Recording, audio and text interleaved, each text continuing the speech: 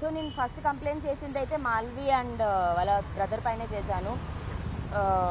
వాళ్ళకి అఫేర్ ఉండడం అన్నది అయితే జరుగుతుంది అండ్ అఫేర్ గురించి మాట్లాడినప్పుడు నాకు థ్రెట్ చేశారు.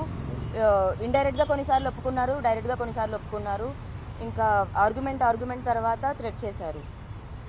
దాని మీద కంప్లైంట్ ఇచ్చారు. నిన్న మాల్వి మల్హోత్రా మీరైతే అసలు ఎఫ్ఐఆర్ లేదు, ఎటువంటి సంబంధం లేదు, అదేవిధంగా ఇదంతా ఫేక్ అని చెప్తున్నారు. దాని నుంచి అంటే రాజ్ తరుణ్కి మాల్వి మల్హోత్రాకి ఎఫ్ఐఆర్ ఉందని మీరు ఎలా చెప్తారు? అర్థం కాలేదు. రాజ్ తరుణ్కి మాల్వి మల్హోత్రాకి ఎఫ్ఐఆర్ ఉందని మీరు ఎలా ప్రూవ్ చేస్తారు? వాళ్ళకి ఎఫ్ఐఆర్ ఉంది కాబట్టే కదండి నా ఫైట్.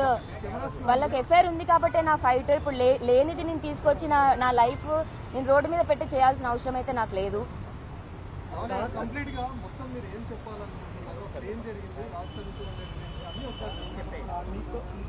కంప్లైంట్ ఏం చేశారో చెప్పండి. ఏం జరిగింది? లైవ్ నడుస్తుంది. రిలాక్స్. Yeah, don't cry.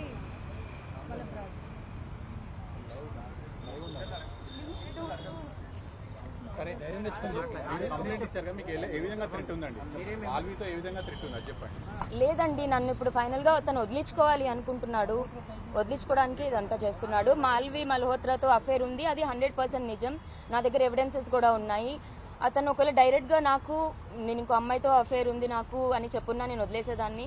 కానీ నన్ను తప్పుడు దాన్ని చేసి అతను వెళ్ళిపోతే నేను బతకలేను సొసైటీలో తలెత్తుకొని. ఈ డ్రగ్స్ కేసుకి దానికి కూడా నాకు సంబంధం లేదు. ఒక అమ్మాయిగా నేను ఎంత భరించకూడదో అంత భరించి హెల్త్ చూసేస్తున్నాను. దానికి తోడు యూట్యూబ్లో కమెంట్స్ ఇవన్నీ కూడా వస్తున్నాయి. ఇంకా అవన్నీ వద్దు ప్లీజ్. ముఖ్యంగా మీకు రాజ్ తరుణ్ రిలేషన్ ఏ విధంగా ఉండదు, అసలు ఇక్కడ ఏం జరిగింది?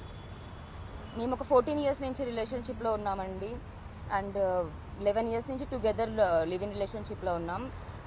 గుడిలో తాళి కట్టడం అయితే జరిగింది. కాకపోతే పెద్దవాళ్ళ లవ్ మ్యారేజ్ అవ్వడంతో రిజిస్టర్ అనేది చేసుకోలేదు. సో అతని కన్సిడరేషన్లో లివ్ ఇన్ రిలేషన్షిప్ అంటే I agree to that point.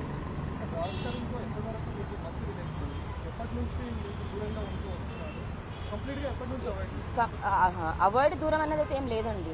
Malvi వచ్చిన తర్వాత డిస్టర్బెన్సెస్ వల్ల నాతో మాట్లాడడం మానేశాడు. అంటే గొడవలు అయ్యేవి మాకు. మీరు అనుకుంటున్నారా లేకపోతే మరి ఆమెకి నేనుంటే ఏం ప్రాబ్లమో నాకు తెలియదు. ఒకవేళ ఒక కపుల్కి అఫేర్ ఉన్నా సరే అతని లైఫ్లో ఏది ఉందో అది యాక్సెప్ట్ చేసి మరి ఆ ఉమెన్ ఉండాలి. అంత ఓపెన్గా ఉన్నప్పుడు ఒక 1 month తర్వాత ఆమె రాజ్కి ప్రెషర్ ఇవ్వడం స్టార్ట్ చేసింది. That Lavanya should go, why you see staying అన్న దగ్గర. సో అది నాకు రాజ్ ఇండైరెక్ట్గా గొడవ పడేవాడు నాతో. అండ్ ఒక 1-2 months తర్వాత మాల్వి ఇస్ ద రీజన్ అని నాకు అర్థమైంది.